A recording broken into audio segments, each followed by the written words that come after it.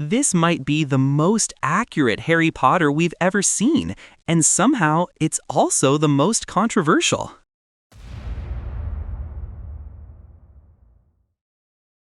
HBO just dropped the new Harry Potter trailer, 277 million views, and a surprise Christmas 2026 release.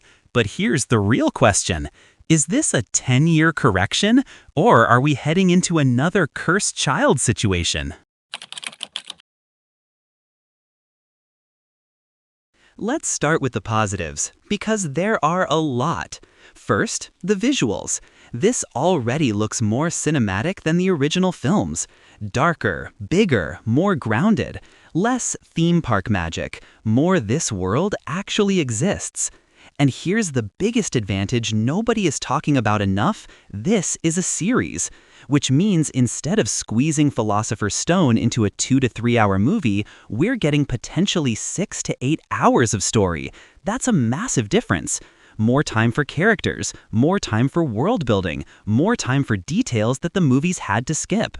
And speaking of details, they're finally adding things fans have been asking for forever. Peeves, more accurate Dursleys, smaller book moments that never made it to the films. That tells me this isn't just a remake, this is them trying to fix what was missed. John Lithgow as Dumbledore.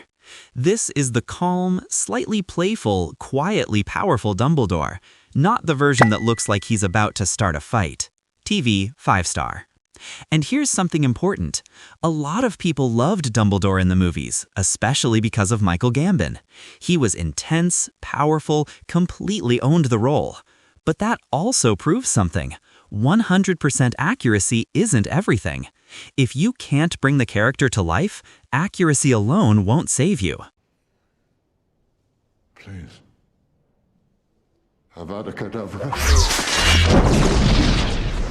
Janet McTeer as McGonagall. Sharp, strict, but still warm underneath. Very accurate casting. But yeah, replacing Maggie Smith is basically impossible. TV 4-star. Nick Frost as Hagrid.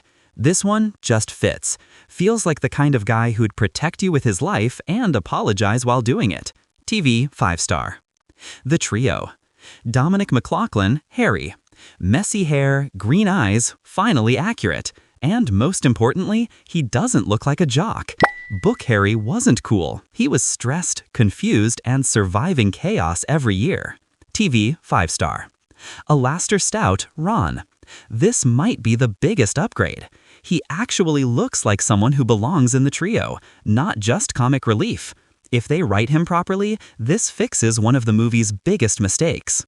TV 5-star. Arabella Stanton, Hermione. This version feels more natural, less perfect, more grounded, more like an actual kid, whereas the movie version felt closer to the book-accurate Hermione overall. TV 4-star. And I'll be honest, this is probably the one character I didn't even want to rate yet, because right now, we just haven't seen enough to form a proper opinion. Draco Malfoy.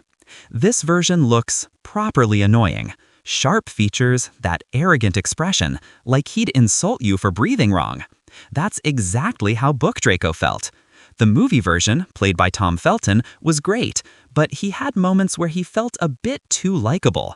This one? Yeah, you're probably not rooting for him anytime soon.